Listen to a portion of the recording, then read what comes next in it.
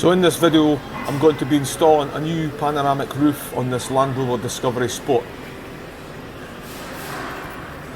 The glass isn't broken, there's an issue with the roller blind frame which is attached to the glass, so we're having to install a brand new one.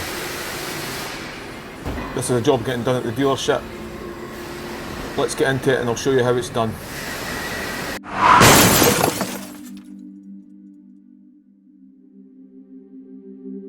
So the interior headlining has already been stripped out.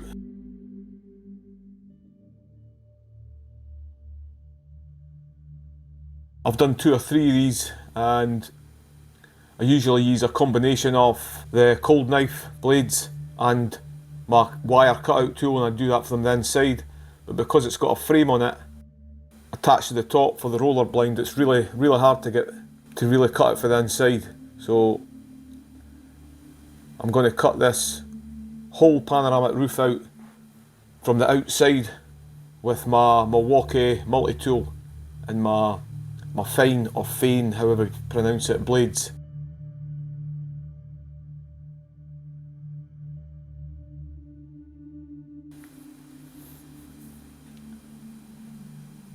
The panoramic roof on this is just bonded straight to the pinch weld on the body, so there's nothing else, there's no bolts or other connections holding it in place. It's simply just bonded like a windscreen. So all I need to do is just cut it out like I can cut a windscreen out with the cold knife blades.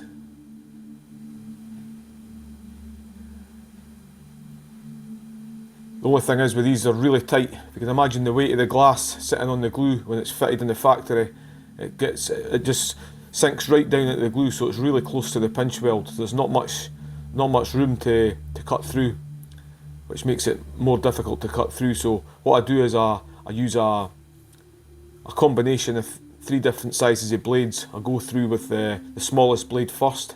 I think it's a 19mm blade, and I just take my time and go around the whole panoramic roof from the outside, just making sure not to damage any of the paintwork. I've cut this video down a good bit. It probably took me about, I would say, between 30 and 40 minutes to go around the whole glass with 2 different sizes of blades. Got most of it,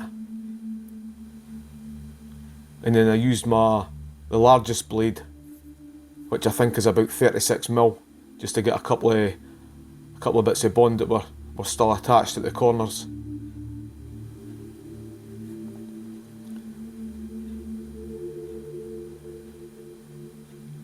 I've just got to keep spraying glass cleaner on it, just to keep the blade cool. If the blade heats up too much, it'll just snap, and they're quite costly blades.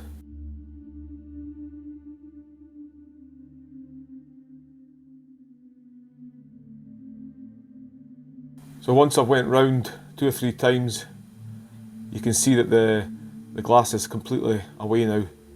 So I'm just making sure that it's free all the way around. Just using these plastic pry tools to lift it up, so I don't damage the paintwork. And simply just lift the the panoramic roof out, put it to the side.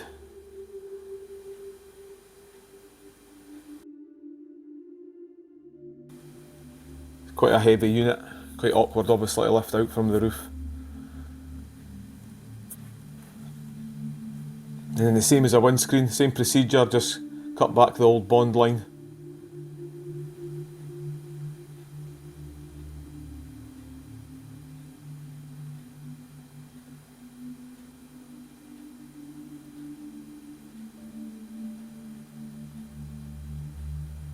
Just making sure not to damage the paintwork, scratch the edges.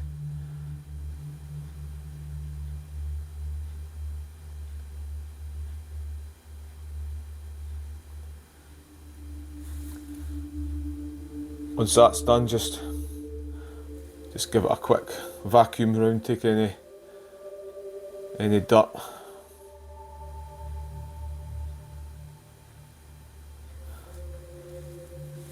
I've also removed the 4 plastic trims, 2 at the front, left and right, 2 at the back, left and right. There's little plastic trims just sit in the channels, they just pop out. Just gives you better access to get into the glass when you're cutting it out. This is the first one I've actually done all the way around from the outside. So you can see how the frame's built onto the glass on the inside there. So if you can imagine that lying inside, trying to cut it from the inside with that frame in the way, it's really, really hard.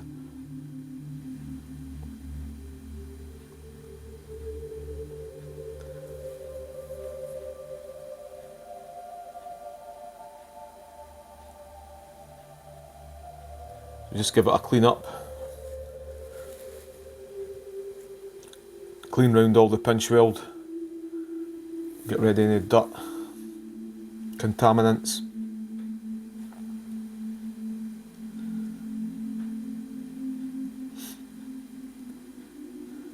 And again, just one of the most important parts of the procedure, making sure that you prime the edge of the glass where the bond's going to go, and the same on the bodywork.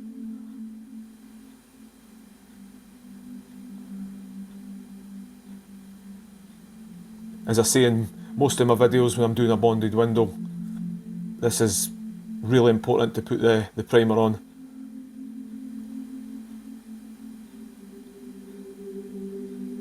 Once you're ready to put the final bond urethane on, this primer gives it proper adhesion. If you don't put the primer on, the glass will stick once you bond it, but initially, through time it will just come away. So just the same as a windscreen, just bond it all the way around, just following the old bond line. You can't go wrong.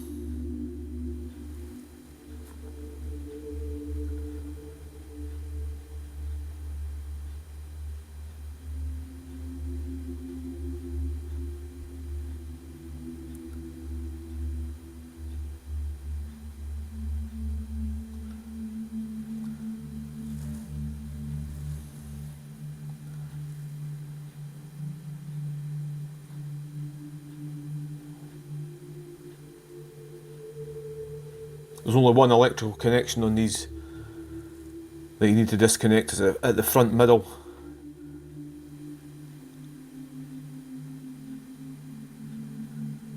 And that's the connection for the electric roller blind. There's nothing else attached to it. So 4-man lift, once it's all bonded up, get the guys just to lift it in with me. And there's a locating pin at the front and the back, so it's pretty straightforward. It's a snug fit into the pinch weld.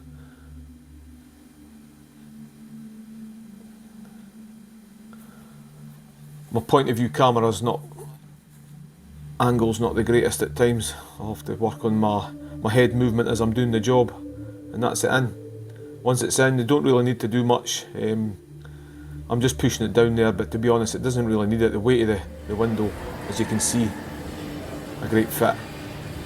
So that's the job done. Thanks for watching.